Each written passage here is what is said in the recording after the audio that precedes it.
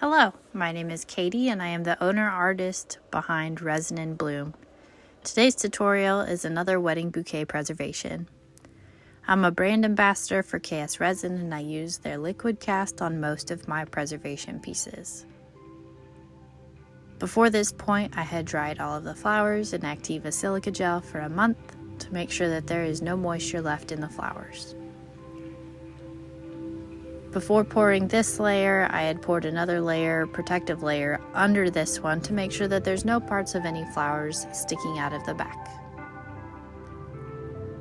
Before starting on any of these pieces, I send over a layout to the client to make sure that they like where everything is placed and to make sure that any notes about backgrounds or specific flowers that need to be used are met.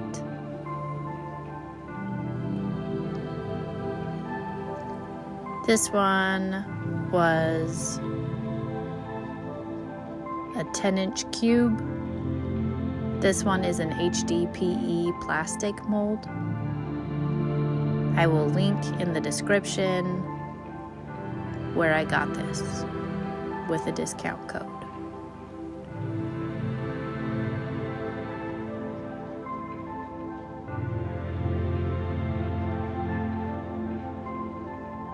These are very much a piece by piece, layer by layer kind of project. It takes a lot of patience, a lot of attention to detail, but also being able to let go when things don't turn out exactly perfect.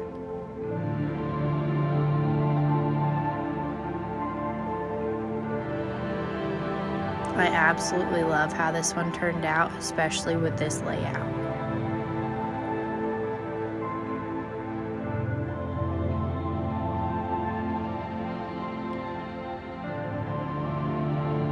As you can see, we were able to use quite a few flowers out of the bouquet because of the larger block mold that it was put in.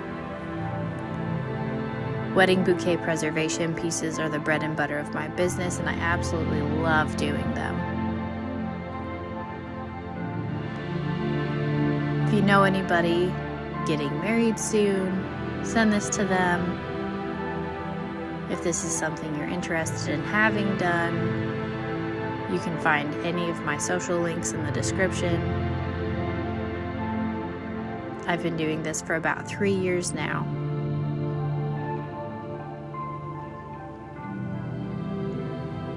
Flower preservation in resin is definitely one of those things that takes a lot of time and patience to learn.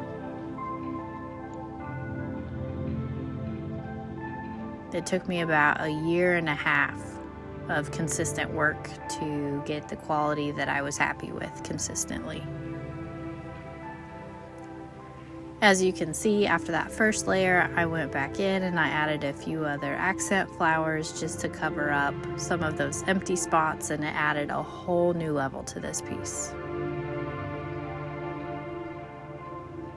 You absolutely have to work in layers to make sure that the resin doesn't get too hot. If the resin were to flash cure and get too hot, it could burn the flowers, it could ruin your mold. There are so many different things that could go wrong if you pour too much resin in one layer.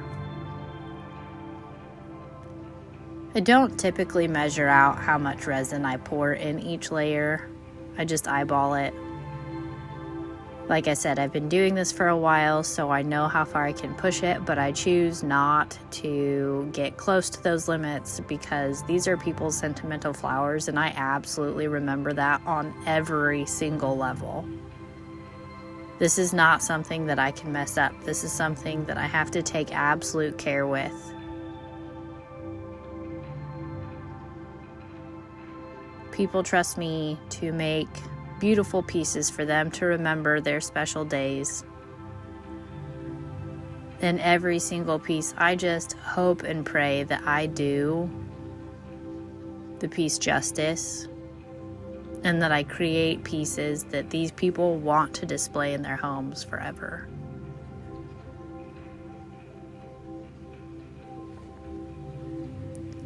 Due to my schedule, there's about 24 hours between each pour. And this one was a deep one. With this more centralized dome look to the layout, it ended up being pretty close to 4 inches deep on this one.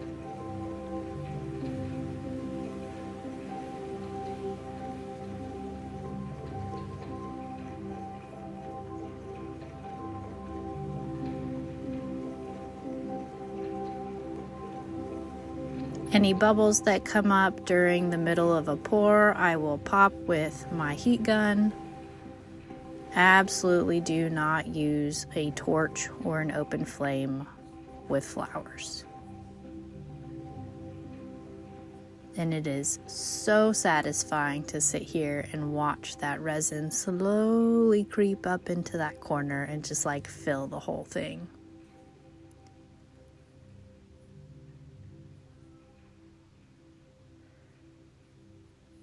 I pour all of my layers until obviously all the flowers are totally covered and until I'm happy with the glass-like finish on top. I do not dome the top of my pieces. So once I take it out of the mold, it is finished. I absolutely love how this one turned out. Thank you for coming along, and if you enjoyed this content, please like and subscribe to my channel so you can see more of it. Thank you.